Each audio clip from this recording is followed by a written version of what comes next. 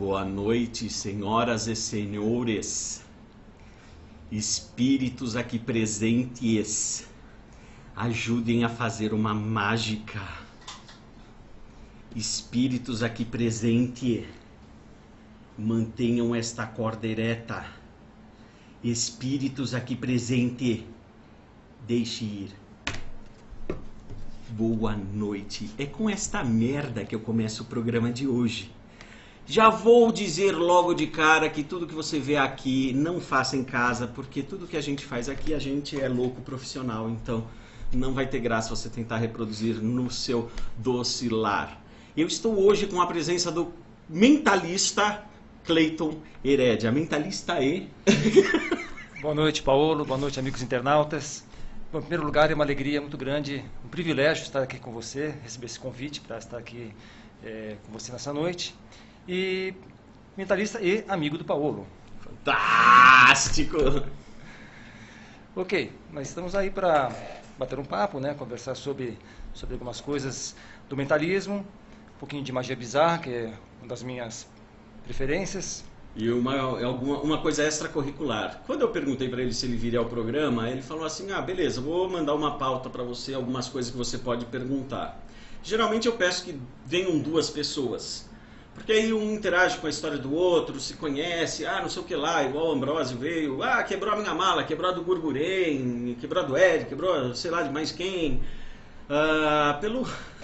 Pela pauta que ele mandou, não dava para mandar mais ninguém.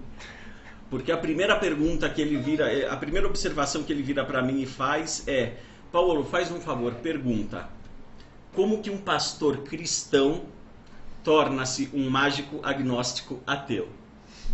Certo. É a primeira pergunta. Ok.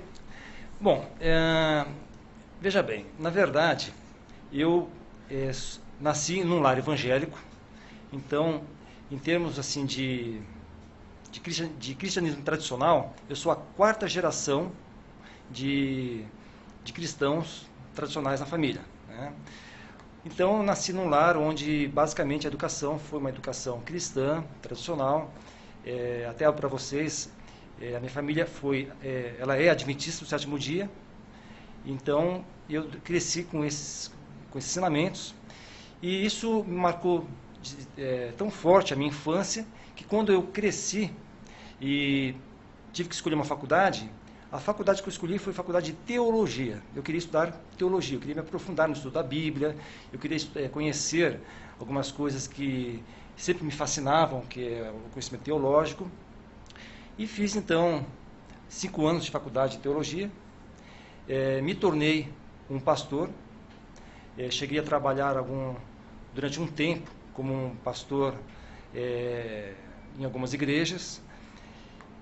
Depois, por alguns motivos, eu tive que me afastar, porque tive que viajar para o exterior, fui fazer um curso lá fora. Aí me afastei do ministério, mas sempre continuando estudando. Quando eu voltei, eu continuei atuando no ministério, mas aí mais como leigo, né? Ajudava os pastores nas igrejas por qual eu passava.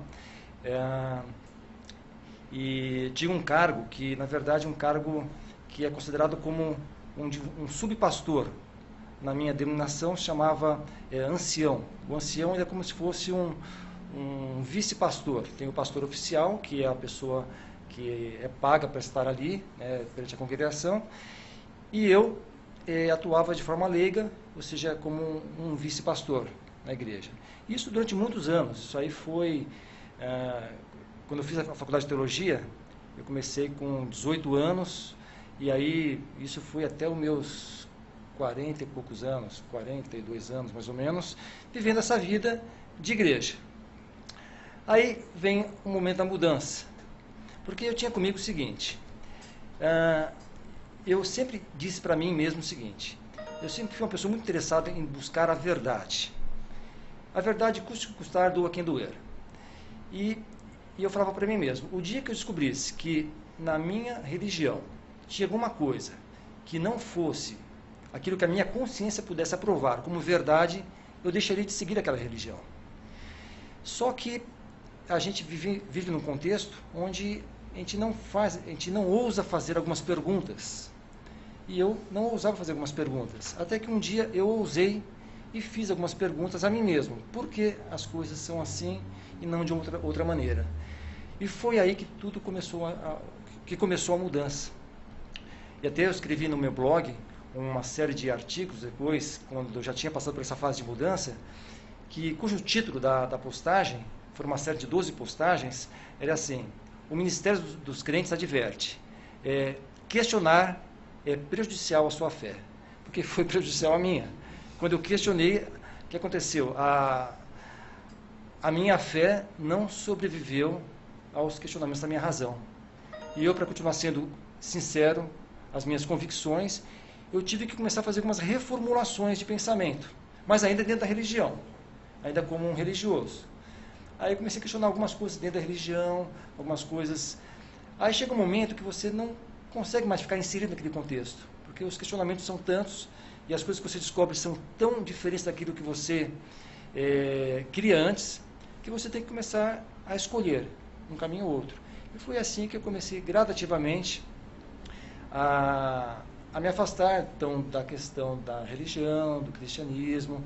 Questionei primeiro a minha denominação, depois comecei a questionar o próprio cristianismo, depois o próprio teísmo, que é o conceito de Deus. E chegou no momento que é o momento que eu estou hoje. Hoje me considero um agnóstico, porque, na verdade, o que é um agnóstico? Uma pessoa que ela sabe que Deus não pode ser provado. Ela não tenta provar Deus, porque não existem provas para a existência de Deus. Então eu me considero um agnóstico, porque eu também creio que não existem provas para a existência de Deus. Mas o agnóstico ele pode se definir como um teísta, ou seja, alguém que crê num ser superior, embora não possa provar que esse ser exista, ou alguém que não encontra razões suficientes para crer nesse ser superior, mas também não pode provar que isso exista ou não. Então hoje eu me considero numa linha agnóstica ateísta. Certo. E aí como é que entrou a mágica? Então, mas primeiro uma coisa, você então, agnóstico ateísta, tipo, assistir filme de terror com você então não tem graça nenhuma, poltergeist, tem que ser um psicopata louco correndo atrás do pessoal, porque sobrenatural, espíritos assim... Não, como a gente deixa de crer no sobrenatural, porque o ateísmo as pessoas definem de maneira errônea, e até tem um preconceito muito grande contra o ateu, porque as pessoas falam assim, bom, o ateu é uma pessoa que não crê em Deus. E aí já surge um preconceito, porque é o seguinte, para a sociedade, uma sociedade cristã, o elemento que não crê em Deus é um mau elemento. É uma pessoa que não tem Deus no coração. As pessoas fazem essa confusão, né? É uma pessoa do mal. E não tem nada a ver uma coisa com a outra. A gente tem aí nomes na sociedade, pessoas que fazem excelentes coisas. O Dr. Drauzio Varela, por exemplo, um ateu, uma pessoa de um caráter fenomenal. Então, existe essa confusão. Então, eu procuro me definir como um ateu, como alguém que não crê no sobrenatural. Eu prefiro deixar a questão da crença ou não em Deus para a pessoa concluir isso. Porque se Deus é um ser sobrenatural e eu não creio no sobrenatural, é claro, então eu não creio em Deus, né? Certo. Então, dá uma lidinha de e-mail, já chegaram alguns aqui. O Fernando, ele está perguntando o seguinte: Paulo, existem 3 vultos atrás de você. É do Chroma Key? Eu não sei, se eles voltarem, se avisa, Fernando, por favor.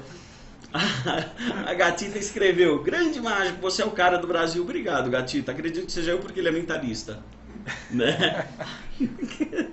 Porque o mentalista ele tem uma pseudo-briga com o mágico, né? Sim, uma pseudo-briga. É pseudo, é bem pseudo mesmo, porque é a mesma coisa. Na verdade, do ilusionismo, né? O Aloysio. Aleluia, queridão. Você conhece o Aloysio? Aloysio Feiter. Não estou lembrado. Chamou de queridão e gritou aleluia. Acho que ele te conhece. Talvez. Ele lê seu blog. Aliás, eu ia pedir para você passar o endereço do seu blog. Se okay. o Evandro for rápido. Dá? A cara dele. Então, é um blog que eu mantenho desde 2008. Ele chama Saúde, Saber, Virtude.blogspot.com. Outra vez. www.saudesabervirtude.blogspot.com. Mas se você quiser achar meu blog fácil, tem uma maneira muito mais rápida, que é o seguinte.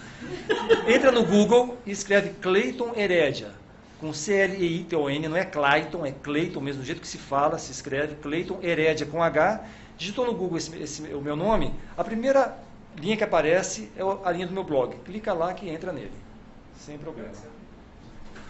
A Soares, deve ser amiga sua também, ó. Paz e amor, te adoro, querido amigo. Ok, obrigado. O Fabiano, manda um abraço pro Cleiton, ele tá perguntando cadê a van. A van. A minha plateia, cortaram o Renê. Renê, estica a mão. Aê, ó o Renê ali aparecendo no cantinho. Quem mais? Oi, mágico Diogo, você é sensacional. Diego, ele deve ser o mágico Diego, acredito. Não sei, acho que eu fiquei meio confuso com essa sua mensagem, mas tudo bem.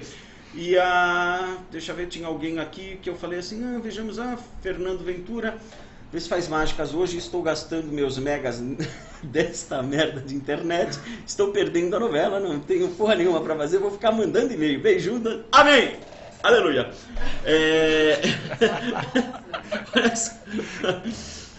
Bom, Paulo perguntou como é que ele começa. Aí eu vou pedir a mágica do Evandro. Paulo, você pode fazer o seguinte, você pode comprar um material bom de qualidade no Net Mágicas. Evandro, por favor, a sua mágica. Olha só, já vai passar o link rapidinho. Tá vendo aqui? Olha que fantástico isso, últimos recursos da natureza, hein? E Paulo, fica esperto que vai ter sorteio de brinde. Não hoje, mas algum dia vai ter sorteio de brindes. E agora sim, como a mágica entrou na história? Bom, a mágica, na verdade, ela começou com 12 anos de idade, onde, aliás, eu acho que é a história que todo mágico deve ter também essa história. Passando um dia em frente a uma loja de mágica, comprou os meus primeiros truques, aí foi comprando tal, aquele outro, montei ali um acervo até significativo de mágicas, tinha mágicas profissionais, inclusive, 12, 13 anos, coisas assim que... hoje em dia eu vejo mágicos já gabaritados fazerem, né? Eu não sabia fazer direito, mas tinha lá no meu estoque. Mas o que aconteceu? Aí um belo dia, estava eu lá na minha casa treinando as mágicas, brincando com aquilo lá, que para mim era uma brincadeira, era um hobby. E aí chega o meu tio, tio do meu pai, me vê ali fazendo aqueles negócios, e ele, um cristão fervoroso, uma pessoa assim, bem correta assim naquilo que ele cria, chegou para mim e disse o seguinte: mágica é do diabo, e se você está brincando com mágica, você está brincando com coisas do demônio. Rapaz, aquilo foi um choque para mim, porque eu jamais tinha relacionei na minha vida a mágica com coisas do diabo, né? E eu, como um cristão, sabia muito bem aí, ó, nada a ver. Sabia muito bem que eu não queria ter qualquer participação com coisa ruim, né? Então o que acontece? E aí ele disse aquilo, e eu, um moleque de 13 anos, com mentalidade, cresceu num lar com aquele tipo de mentalidade, aquele tipo de doutrinamento, de ensinamento, e aquilo me impressionou, e eu, num arrebato de santidade, peguei e joguei tudo no lixo. Arrebato de santidade, que coisa bonita isso. Rapaz, meu pai ficou louco da vida, porque meu pai que me patrocinava, que comprava as coisas para mim, ele ficou louco, brigou com meu tio, chamou ele de fanático e tal, mas eu falei, não, eu não quero saber nada com o demônio, essa mágica do diabo foi tudo pro lixo, joguei tudo fora, né? E aí nunca mais quis saber de mágica, nunca mais, esqueci mágica na minha vida. Depois de passar por essas mudanças, por essas